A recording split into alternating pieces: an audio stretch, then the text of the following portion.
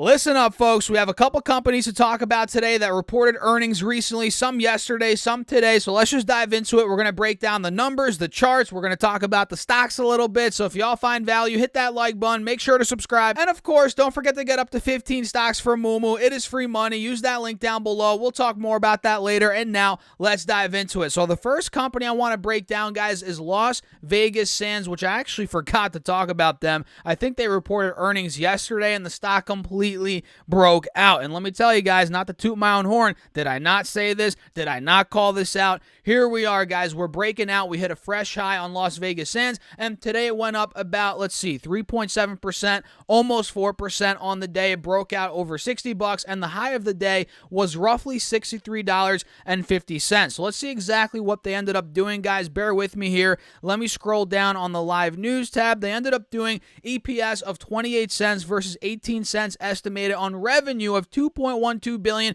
which crushed the $1.82 billion estimated. So they beat EPS by a wide margin, and they beat revenue. And let me see here. Do we have anything on guidance? It says here Q1 revenue surges on gaming growth. That's good news. And it says here Las Vegas Sands says a quote robust recovery from travel restrictions is underway in Macau, Singapore, and elsewhere. As you guys know, a lot of their business is in China, so that's a good sign that that area of the business is recovering. And again, we called out this wedge a couple videos ago, and well, we broke out and hit a fresh high now, and we are pulling down a little bit from that intraday high, which again was right around 63.50. We closed at 61.50. So what that means, guys, is, well, we're simply retracing, and we're probably going to see buyers, at least in my opinion, come in anywhere from $60 to about $61, which was the high from back in the beginning of this month, about 2 weeks ago. It would be ideal to see buyers come in there for the bulls. That's what the bulls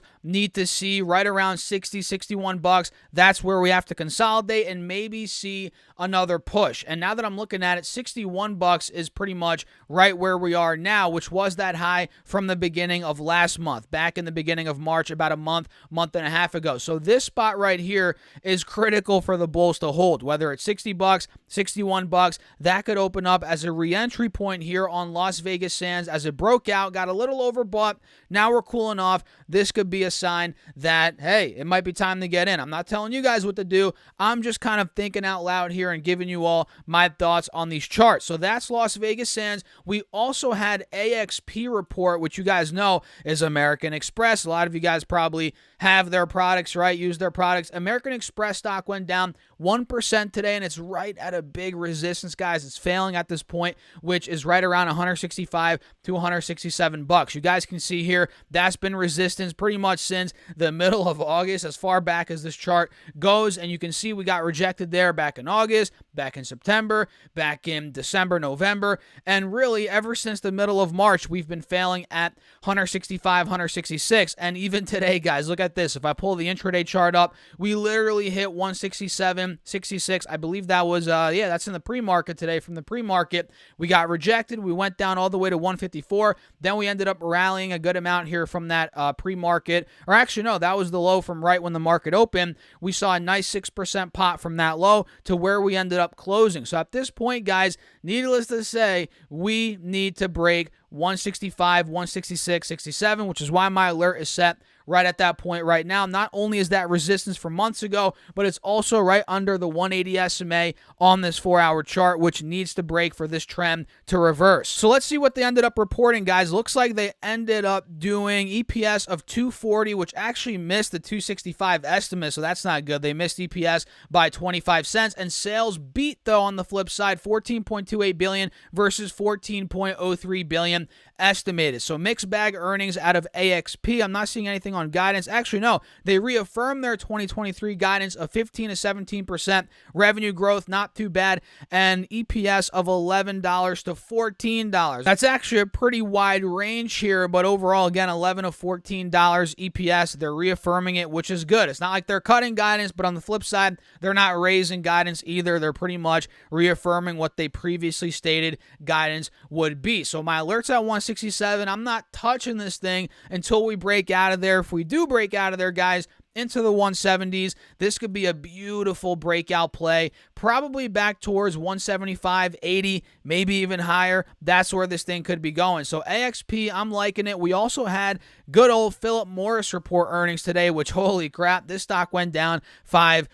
And if you guys didn't know, this company pays a juicy dividend, and really nobody, I don't want to say nobody, but most people that invest in this thing, they're investing for that cash flow, for that dividend. It's probably, I actually haven't looked at it in a while, but last I checked, the dividend yield was 4, 5, 6%, somewhere in that ballpark, which is pretty high, guys. We're talking a pretty chunky dividend yield there when it comes to Philip Morris. I mean, look, they're paying $1.27 a quarter, so multiply that by 4. What is that? $5 a year roughly in dividends, and their share price is, let's say, $100. So that's roughly a 5% dividend yield, roughly, maybe a little bit more now that it's at $96, maybe 5.3%, 5.2% dividend yield. Either way, very nice dividend yield on Philip Morris. They reported earnings this morning, and again, their stock is collapsing, down 5%. Let me see exactly what they ended up doing. It looks like they did adjusted EPS of $1.38, and unadjusted that came in at $1.28. I'm not sure what their revenue is here.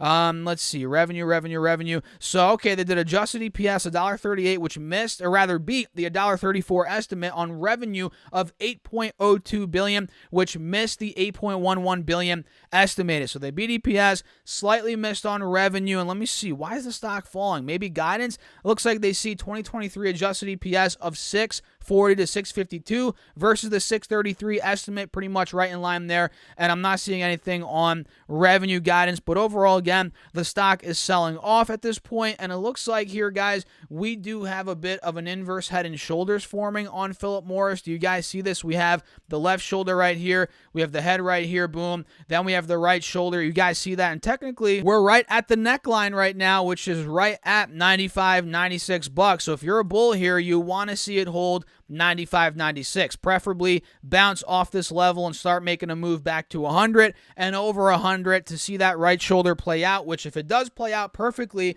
this right shoulder could be going anywhere from, 102, maybe towards 105. We have to wait and see, guys. We have to be patient. So Philip Morris, let's see if we hold that neckline. That's ticker symbol PM. We also had RAD report, Rite Aid, which now, guys, is pretty much a penny stock. It's crazy. This company was a booming company at one point, and, they're still all over the place. I mean, here where I am in New Jersey, there's a good amount of Rite Aids that I see around, and the company's just not been doing well. They've not been executing over the last couple of years at all. I mean, look, the stock was at $32 back just 2 years ago in 2021. Now it's at $2. This was a perfect short. Obviously, now that hindsight's 2020. I mean, the thing went from $32 to $2, but geez, man, if you told me it was going to go to $2 back in 2021, I would not have believed you. But here we are, from $32 to $2, and today it went down 10%. My goodness, guys, they completely bombed today, and it's not looking pretty. So let's see what they ended up doing. They ended up doing, guys,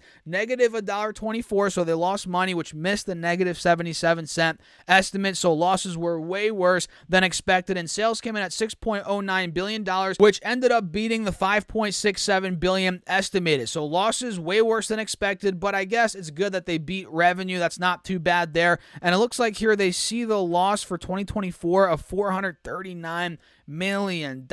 My gosh, they're bleeding money year after year after year. And it looks like here they see 2024 retail pharmacy segment revenue of $17.8 to $18.1 billion. As you guys know, they make a majority of their money from retail pharmacy. That's no secret at this point in time. So again, it's a penny stock, down 10%. And whenever a stock's a penny stock, guys, you got to be careful. You got to realize there's a reason why it is in penny stock territory. So Rite Aid, that's what they ended up reporting today. And we also had the good old AT&T report, and holy smokes, this thing is down 10%, or it went down 10% on the day, down $2. It closed at $17.65. That's not good at all, guys. It's pretty much a falling knife at this point in time. So let me see what they ended up doing. They ended up doing adjusted EPS of 60 cents, which beat the 58-cent estimate, so that's good. but they missed on revenue, guys. $30.14 billion versus $30.26 billion estimated. So mixed bag earnings out of AT&T, and it looks like here guidance. I'm not seeing anything on guidance, but overall, guys, the stock chart is showing me, at least, I don't know what you guys are seeing, but I'm seeing a clear head and shoulders on AT&T. Do you guys see that? We have the left shoulder here, the head, the right shoulder. Now we're completely falling off a cliff. We're taking the lows out from the middle of March. Now we're approaching the lows from, it looks like, the middle of December. We're holding on there by a thread. If that breaks, guys, unfortunately for AT&T shareholders out there, this is going to be at a fresh almost 6-month low. That's pretty insane to think about. But yeah, it's going to be at levels that it hasn't been at since back in October. So AT&T not looking good. And of course, most people that hold this company, guys, they're dividend investors. Think about it. I mean, they pay a 27-cent dividend. Multiply that by 4. That's over a dollar. What is that? $1.08. So $1.08 a year on a $17 stock. That is a pretty high yield. I can't do the math in my head, but it's a decent yield, guys. Decent yield there for AT&T, and it's a falling knife. It's not looking good right now. It's hanging on by a thread. But with stocks like this, guys, that get destroyed in one day, 10%, just destroyed, right? We could expect a relief rally. And honestly, I do expect some sort of relief rally at some point, but don't get too excited. Let the dust settle a little bit. It might take a couple days, and we might see this thing go back to 18, 19 bucks, but it might take a little bit. So keep that in mind here on AT&T. And we also had Union Pacific report. I think the ticker is UP on that.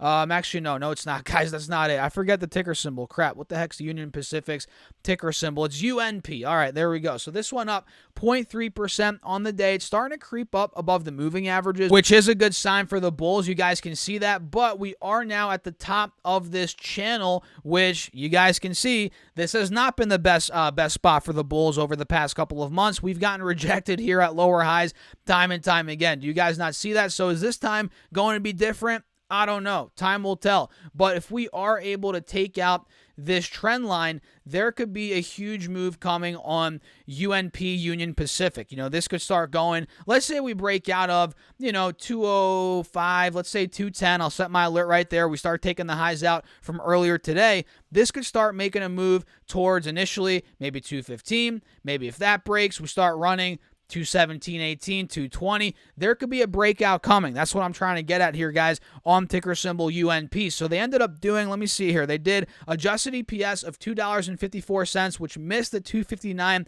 estimate, so that missed. And sales also missed barely, but they did miss $6.06 billion versus the $6.07 billion estimated. And it looks like here the company is reaffirming their 2023 guidance, which is good. They're not cutting, they're not raising it, but they are reaffirming, which is good, way better than them cutting the revenue, obviously.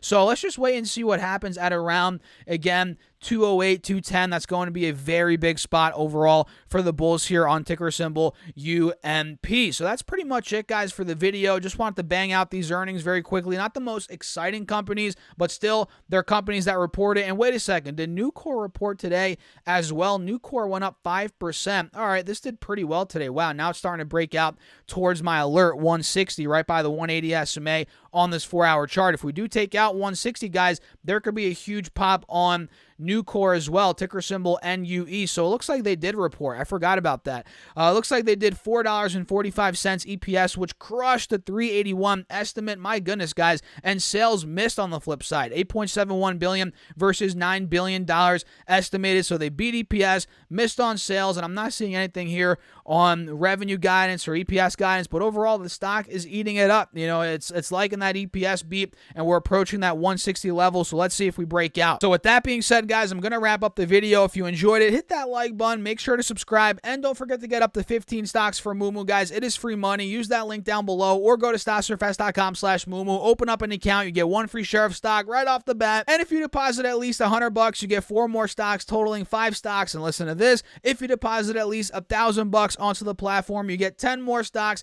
totaling 15 free stocks. And if you guys, for some reason, don't like the Moomoo platform, you can take out that money, you keep all the free stocks, and you're going to be a happy camper, because nobody doesn't like free money. Everybody likes free money, guys, and of course, it also helps out the channel. I appreciate you guys as always. So get your free stocks down below from Moomoo, and with that being said, I'll catch you guys later.